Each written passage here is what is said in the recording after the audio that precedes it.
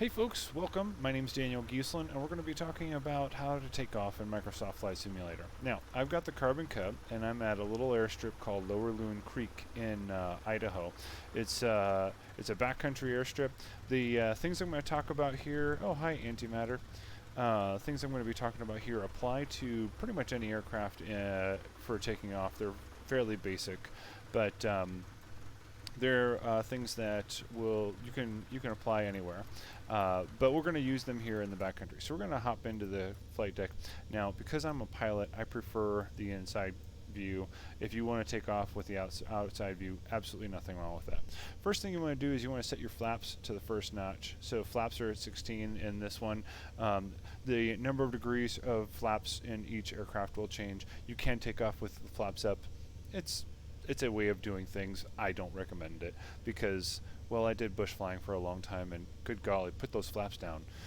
Anyway, next thing you're going to want is what we're going to do in the takeoff regime is we're going to add power, we're going to maintain center line, we're going to rotate at a speed above stall speed, and we're going to get going.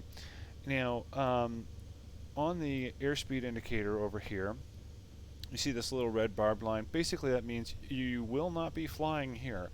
You might be something like flying, but you're going to be coming down and you can't stop it, basically. Once you get above that, then you're going to be flying. So we're looking for the airspeed to come above that line right there. All right, and you'll know by just pulling back on the yoke or the stick a little bit, and once it's ready to fly, it'll leave the ground. All right, so let's go ahead and just see if we can prove that. So we've got that. Make sure the parking brake is off. If you have it set on the difficult mode, you're going to need to add rudder to the right in order to maintain center line, because the propeller is going to want to pull you to the left. It's most distinctly pronounced in the tailwheel aircraft. Let's see if I can maintain center line here. And there's another airplane. Let's rotate. Get out of here. We went right through them. Oh well. So anyway, now we're off the ground and we want to get some speed. So I'm going to just go ahead and let that speed climb a little bit. We don't want to be climbing just yet. There we go. Now we're starting to get our airspeed. If you look at the little tiny airspeed indicator there, my speed is now just above the red line. This is a dangerous place to be, but we're going to accelerate. But that's it. Now we're flying.